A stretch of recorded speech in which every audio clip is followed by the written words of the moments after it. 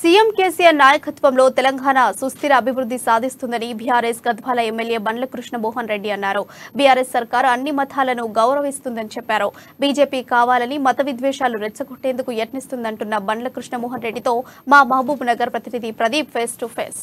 తెలంగాణ ప్రభుత్వం 10 సంవత్సరాలు అయిన నేపథ్యంలో దశాబ్ది ఉత్సవాలు జరుపుతున్నారు. అయితే ఈ నేపథ్యంలోనే జూన్ 2 నుంచి ఇప్పటికే ఆదేశాలు జారీ చేశారు. ప్రతి నియోజకవర్గంలో ప్రతి గ్రామాన దశాబ్ది ఉత్సవాలు నిర్వహించాలని ఆదేశాలు ఇప్పటికే వచ్చాయి. అయితే ఈ నేపథ్యంలోనే మనం గద్వాల ఎమ్మెల్యే బండ్ల కృష్ణమోహన్ రెడ్డి గారి దగ్గర ఉన్నాం. ఈ దశాబ్ది ఉత్సవాలకు సంబంధించి కొన్ని విషయాలు వారిని అడిగి తెలుసుకుందాం. గతంలో ఉన్న ప్రభుత్వాలు ఎప్పుడు తుమ్మితే ఊడిపోయే ముక్కులవి. ఎవరు ఏ మంత్రి ఏ విధంగా మాట్లాడతారో వాళ్ళకి సఖ్యత లేదు. ఇప్పుడు చూస్తున్నాం కాంగ్రెస్లో ఏ విధంగా సఖ్యత లేకుండా వాళ్ళ గ్రూపులతోనూ గొడవలు పడుతున్నారు. అదేవిధంగా మనం తెలంగాణ రాష్ట్ర ప్రభుత్వం ఏర్పాటై 10 సంవత్సరాలు అవుతుంది. కేంద్రంలో ఉన్న బీజేపీ ప్రభుత్వం కూడా ఏర్పాటై 10 సంవత్సరాలు అవుతుంది.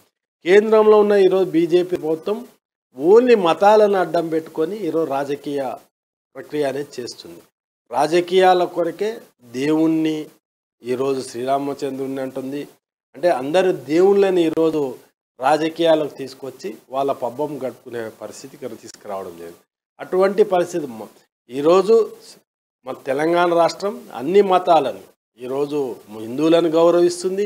మైనార్టీస్ని, క్రిస్టియన్స్ని, ముస్లిమ్స్ని, సిక్కు, సిపాయిని అందరినీ కూడా గౌరవించే తెలంగాణ రాష్ట్ర ప్రభుత్వం.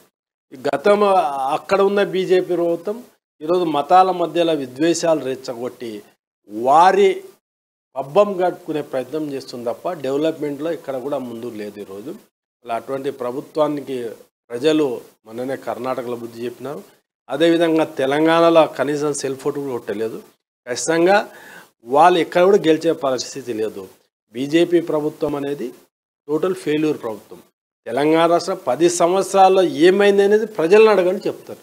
అది ఏ గ్రామంలో అయినా తెలంగాణ రాష్ట్ర ప్రభుత్వం చేపట్టిన ప్రతి ఒక్క ఇంట్లో ఒక సంక్షేమ కార్యక్రమం కనిపిస్తుంది. ఏ గ్రామం పోయినా ఈరోజు ధైర్యంగా ధైర్యంగా చెప్పే ఒక ధైర్యం ఒక టీఆర్ఎస్ ప్రభుత్వానికి, టీఆర్ఎస్ ప్రభుత్వంలో ఉన్న పనిచేసే ప్రజలకు మాత్రమే ఒక ధైర్యం ఉంది. ఈరోజు ఎక్కడ పోయినా ఏ గ్రామంలో పోయినా మేము ఇది చేసినామని కనిపించే విధంగా ఈరోజు మా అభివృద్ధి కార్యక్రమాలు జరిగినాయి.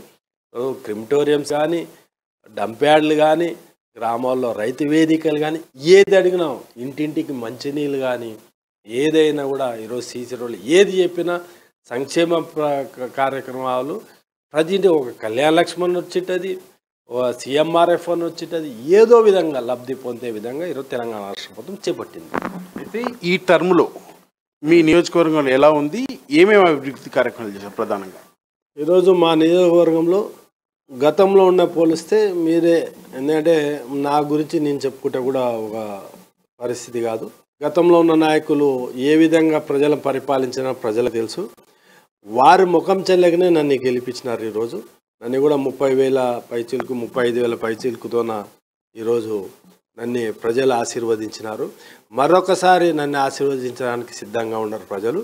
ఈరోజు నిత్యం ప్రజల్లో ఉండి ప్రజల సంక్షేమం కోరికి నిరంతరం పోరాటం చేసే వ్యక్తి నేను. నిరంతరం కూడా ఏ పని ఉన్నా ఏ అవకాశం ఉన్నా ప్రజల సంక్షేమం కోరికే పాటుపడతాం తప్ప వ్యక్తిగత లాభాలు కానీ వ్యక్తిగతంగా ఎప్పుడు లేదు.